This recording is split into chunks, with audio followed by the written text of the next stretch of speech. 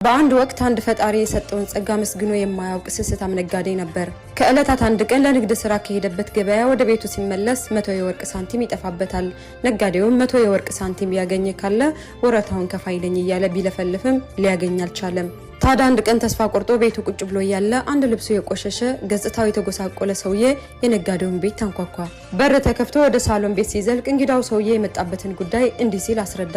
ጌታዬ 100 የወርቅ ሳንቲም መንገድ ላይ አግኝቼ ነበር። ባለቤቱም እርሶ እንደሆኑ ነው የተነገረኝ። ምንም የዕለት ጉርሻ የሌለኝ ደሃ በሆንም የሰው ንብረት ግን አልመኝም። ስለሆነም የወርቅ ሳንቲሙን ይጀለወት መጥቻለሁ አለ።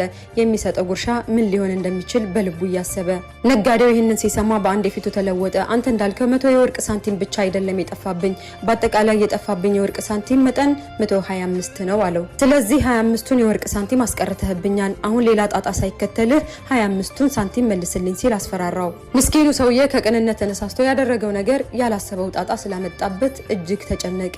ጌታዬ እኔ ያገኘሁት ይህንን ብቻ ነው፣ ምናልባት ሌላ ቦታ ወድቆ እንዳይሆን እኔ ምልልዎት አለሁ አልወሰድኩም በማለት ሊያስረዳ ሞከረ። ይሁን እንጂ ሀብታሙ ነጋዴ አይምሮ በጥቅም ታውሮ ምንም አይነት የርህራሄ ስሜት ሊያሳይ አልቻለም። በዚህም የ5 የወርቅ ሳንቲም ወስዶብኛል በሚል ከሰሰው። ደሃው ሰውዬም ከዳኛው ፊት ቀርቦ እንዲህ ሲል ተከራከረ። ክቡር ዳኛ ከ100 ወርቅ ሳንቲም ውጪ ሌላ ነገር አላገኘሁም። አግኝቷን የሚል ምስክርነት ከተገኘ ግን የሚሰጠኝን ቅጣት በጸጋ ለመቀበል ዝግጁ ነኝ ሲልም ተናገረ። በዚህ ጊዜ ጉዳዩን ይመለከቱ የነበሩት ዳኛ የተባለውን የወርቅ ሳንቲም መጠን ምን ያህል እንደሆነ ቀደም ብሎ መረጃ ደርሷቸው ስለነበር የሚከተለውን ውሳኔ አስተላለፉ።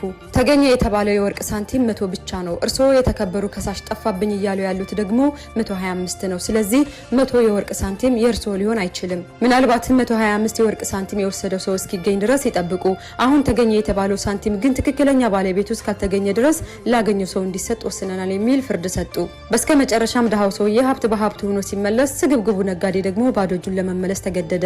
አተርፍ ባይ ጉዳይ ይሉሃል እንዲህ ነው። ያኒ በስከመጨረሻም የኛ ያልሆነውን ነገር መመኘት ዙሮ ትርፉ ኪሳራ እንጂ ምንም ትርፍ የለውም። አተርፍ ባይ አጉዳይ ይላል። ይህ ነው እንግዲህ